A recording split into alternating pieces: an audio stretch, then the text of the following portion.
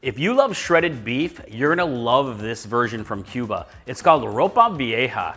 This dish is so good, it's the national dish of Cuba. Let me show you how I make it.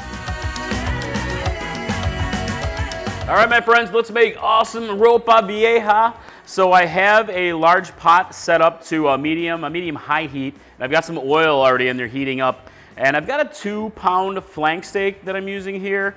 That is lightly salt and peppered with a bit of seasoning here. And we're gonna go ahead and sear this. And you can do it in batches if you need to. I got kind of a large flank steak today. And a lot of recipes don't actually sear the meat this way. They'll just kind of throw everything into the pot and let it simmer, which you totally can do. But I like this extra step because it's an extra flavor building step. That caramelization adds lots of extra flavor to your final dish. Also, you can use other cuts of meat for this dish. Flank steak's extremely common and one of my favorites. But you could also use something like skirt steak or even brisket or even chuck steak. So any meat that calls for like low and slow cooking will work great, but flank steak, the best. All right, I've got my steak all seared up here. And next we're gonna cook down some onion here and peppers. So I've got a good size onion chopped and a green bell pepper chopped. And you can use hotter peppers here if you want to. You're cooking in your own kitchen. You can do as you wish. Cuban food isn't actually known for being spicy or hot. Definitely big flavor, which is why I love this dish, big, bold flavor. But when you're making this at home, you can definitely change it up how you want to. So if you felt like doing it, you could add, instead of bell pepper or along with bell pepper, some jalapeno or serrano chili. Really just make it to a spice level that you prefer. So I'm really just gonna cook this down for about 4 or 5 minutes or so, really just until it softens up. And if you need to, you can add more oil to the pan, but I had plenty in there. All right, this is cooking down very nicely. And next we're gonna add garlic, gorgeous garlic. I've got about 4 or 5 cloves here, I think 4 cloves, large cloves. And they're just kind of roughly chopped. And you really just wanna cook the garlic for about 30 seconds to a minute or so until it becomes nice and fragrant, blooms in the room. All right, next I have a 1/4 cup of sherry, and I'm gonna add this to the pot and scrape up any brown bits from the bottom of the pan that you've had from searing the steak. There's a lot of extra flavor in those brown bits, and you really want that to translate into your overall dish. And all the alcohol cooks off. All right, next we're gonna add salt and pepper to taste, like so. And I have a can of diced tomatoes. I'd like to use fire roasted tomatoes, which wouldn't really be traditional, but delicious here. And a cup of beef broth. And at this point, you can add other seasonings to your dish. Sometimes I'll add Sazon to it, which is a really great blend, and I have a homemade recipe for that. But you can add other herbs like oregano. Cumin's actually a nice addition here. Really use your favorites at this point, but the flavor is outstanding just like this. And next we're gonna go ahead and tuck our seared steak back into the pot, like so. Couple of bay leaves, 3 bay leaves, add a little bit of subtle flavor, bay leaves. All right, I'm gonna bring this to a little bit of a boil, and then we'll reduce the heat, and then we're gonna simmer this dish. All right, next we'll cover and simmer for about 2 hours. The meat will tell you when it's done, but 2 hours is usually a good amount of time. But when it's very tender and shreddable is when it's done.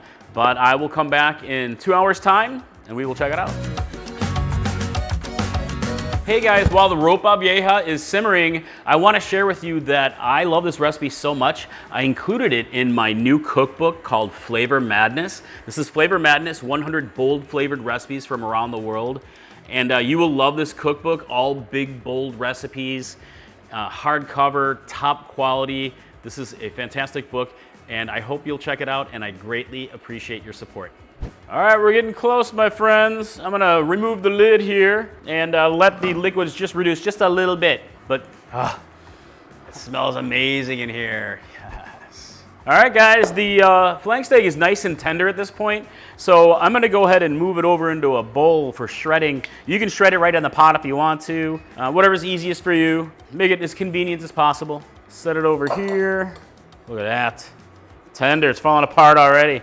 And just go ahead and shred it with a couple of forks. Should shred apart very easily. If it's not shredding very easily, put it back into the liquid and just simmer it until it's very shreddable. And you can see the texture of this.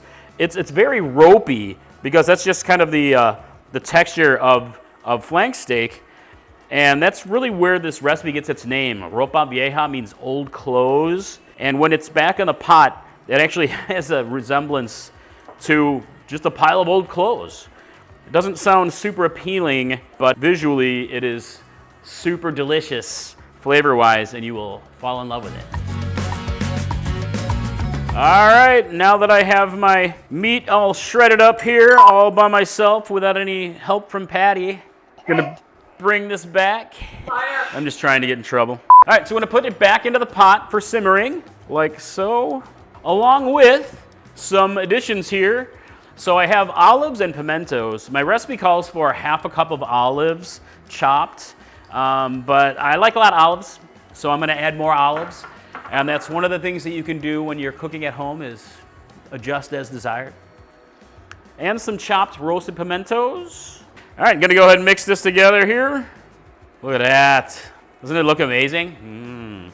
Seriously, guys, we have had this so many times in Florida. There's a lot of delicious Cuban food in Florida, and some are really light on the olives or no olives. Different seasonings a little bit. Every place makes it just a slight bit different, you know, personal recipes and all that. It's fantastic every single time I have it, and this is just one of my favorite ways to make it at home for me and Patty. And now for you. All right, and now I'm gonna go ahead and simmer for another 10 minutes or so, just to let everything warm through, but you can simmer it as long as you like. And when it's time to serve, it's really hard to beat a good plate of Ropa Vieja with a side of cooked rice, delicious black beans, and maybe some fried plantains. Boom. All right, let's give it a taste.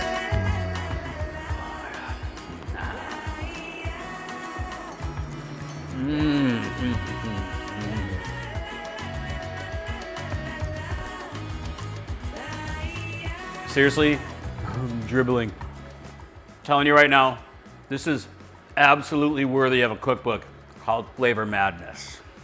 But that's how you make Ropa Vieja, my friends. I'd love to hear what you think in the comments below. Delicious recipe. And I really hope you'll check out my cookbook, Flavor Madness. I greatly appreciate the support. You can get this at chilipeppermadness.com, where there are tons and tons more spicy, delicious recipes. And if you're looking for some more recipes on YouTube, boom and boom right here, they're popping up for you. So, hey, I hope to see you in the kitchen next time or on the website. Mike from Chili Pepper Madness. Bye.